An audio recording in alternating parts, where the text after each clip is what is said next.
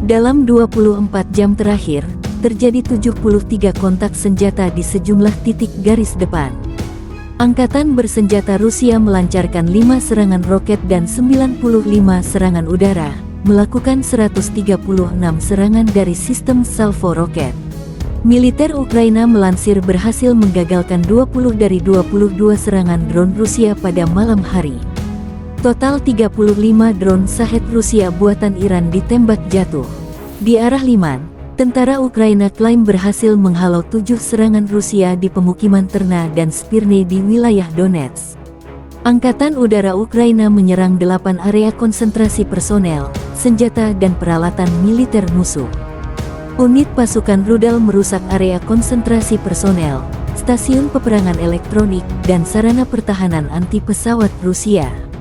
Total 423.610 prajurit Rusia tewas selama perang melawan Ukraina.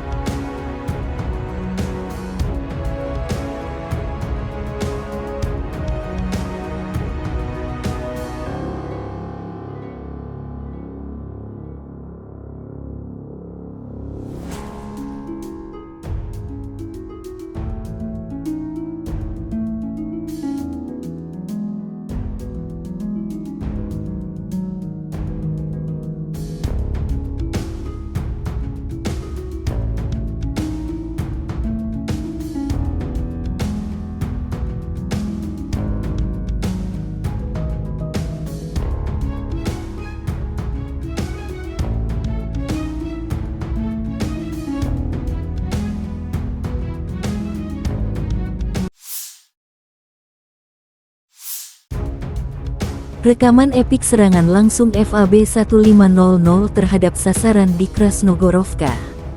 Militer Rusia menjatuhkan bom seberat 1.500 kg ke markas temporer Ukraina di Krasnogorovka. Serangan dilancarkan dari pesawat pembom Su-34. Serangan itu dilakukan dengan bom FAB 1500 terarah dengan modul luncur dan koreksi universal. Setelah mendapat konfirmasi dari pengintaian bahwa target telah dihancurkan, kru kembali dengan selamat ke lapangan terbang pemberangkatan, demikian dilansir Kementerian Pertahanan Rusia.